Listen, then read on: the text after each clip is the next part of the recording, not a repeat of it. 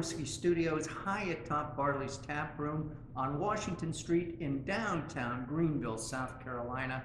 I'm Russ Heaps, and welcome to Beer to Whiskey. And this is one of our Big John and 5 episodes where I get my good buddy here, Big John Richards. He's the beer whisperer around these parts, to pick a beer from one of Barley's. I know we knew how many taps the last time. 75? 72. 72. I keep wanting to add. Now it's an ongoing gag. Yeah, I keep wanting to add more taps to the actual count. 72. And John picks one of those beers. Occasionally we'll do a bottle or can, but it's usually a draft beer. And we sniff it and we taste it. We kibitz about it. We learn a little bit about the brewery, and sometimes we even learn a little about brewing. And now that all that BS is out of the way, John, what do we have here? We're drinking another one of Barley's cellar beers. So this is a 2018 version of Dogfish's Palo Santo Marron. Wow, what a treat this is. I guess. I believe Russ has never had this one. I don't think I have. It's a Imperial Brown at 12%, aged in Palo Santo barrels. And Palo Santo is it's Brazilian wood. I think, if I remember right, Palo Santo translates to holy tree.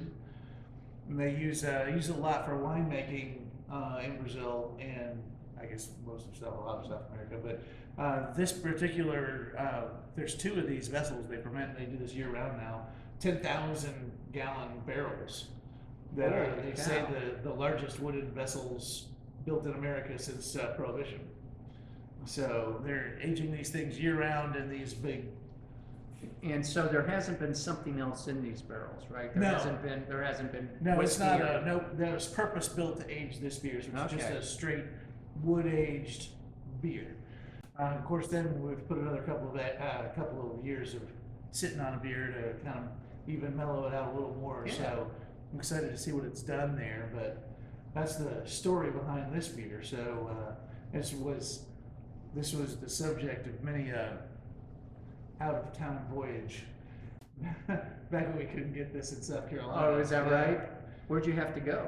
They could get it in North Carolina for a while, so we traveled up there. Okay. For beer that we couldn't find down here before we could buy bigger beers in South Carolina, which has been some time ago now. We're probably at 10 years or more that we've been able to buy over 6%. Oh, that's right. Yeah, it was.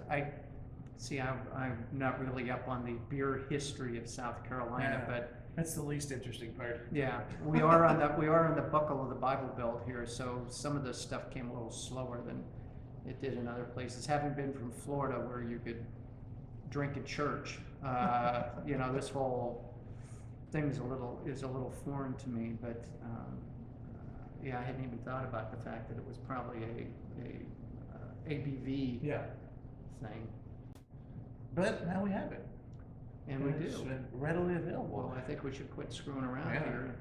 I'm excited for you to taste this. Texas Lily. Such a good beer.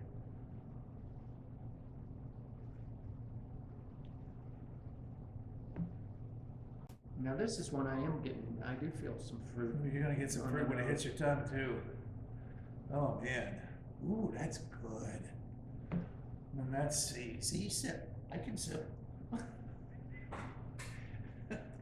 John, we on most of these episodes when we do this, when we're done with the episode, I've got that much gone in the glass, and John's down here somewhere.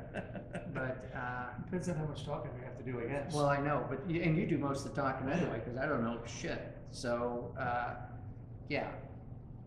but this is good. It's a monster, and you can tell when it hits your tongue that it's gonna be. But it hits first with that almost chocolatey, like a chocolate cinnamon sort of a spice right up front. And then you get the big fruit, like dates and raisins hitting on the way down. On the back of it, you taste the wood, and you get a little bit of the spice out of the wood, the dryness of it. And then this has all kinds of things going on. And then you can feel the booze, like it almost feels like I'm breathing fire when I'm talking. I'm pretty impressed with this. But it's Dogfish Head, so. It's Dogfish Head, and they've been making these great big, not just big alcohol, but experimentally big and different beers for so Right. long. And I'm frankly kind of excited to see what's good. They got bought less than a year ago. I think it was actually during COVID. They got bought by Sam Adams. Really? Yep. Or merged into Sam Adams. I don't know. Have we ever haven't talked determined. about I don't that? think so. I guess not. I don't know how long it's been since we've done an Dogfish Head, but so yeah, Sam or Boston Beer Company is now in charge of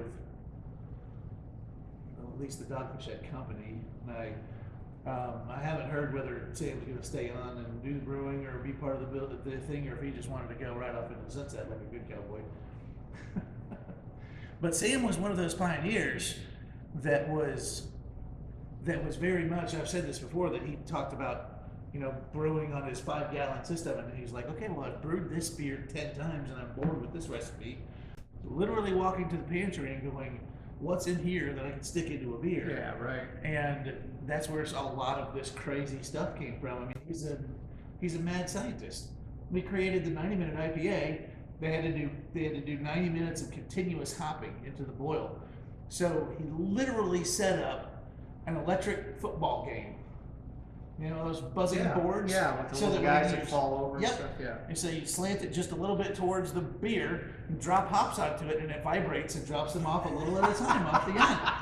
That was how they started. That's how 90 minutes started. It was a continuous hopping process. Yeah. So, I mean, you gotta be a mad scientist to come up with stuff like that. Yeah, Let's figure out something to make this beer different, and put in a 10,000 barrel holy wood tree from Brazil in your shop to brew a 12% brown ale.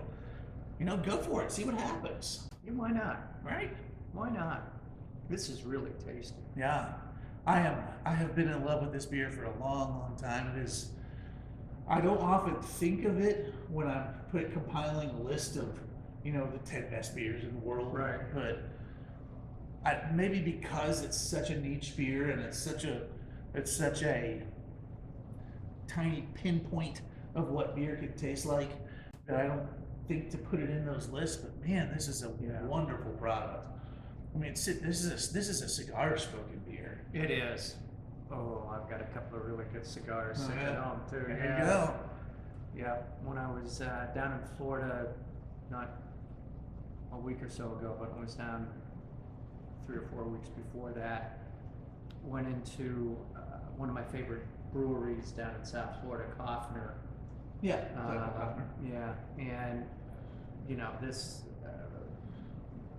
Mad Czech, I think he's Czechoslovakian, I think. Yeah, I could be wrong. He could be Iranian, he could be, I don't know. But Mad Czech sounds funny.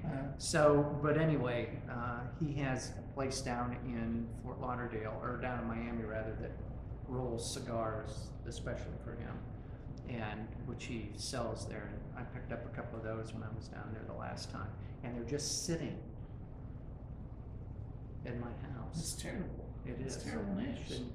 That's not right. Right. No, it's not. It's I don't know what to call it. It's a travesty. Travesty, more than a tragedy, but it's both a travesty and a tragedy. Probably so. It's a T It's squared. some sort of a T It's word. T squared, I think. All right. Anything else? Well, I think that pretty much covers it. You can still visit some of the Dogfish Head places in Delaware, but the restaurants and stuff, their pubs and whatnot are still going strong. So keep doing that. Go out and search for this one if you can find it. It's probably not exactly the same thing we just described, but when you find fresh, it's really, really wonderful too. So let's do it. All right. Cheers. Cheers. See you next time.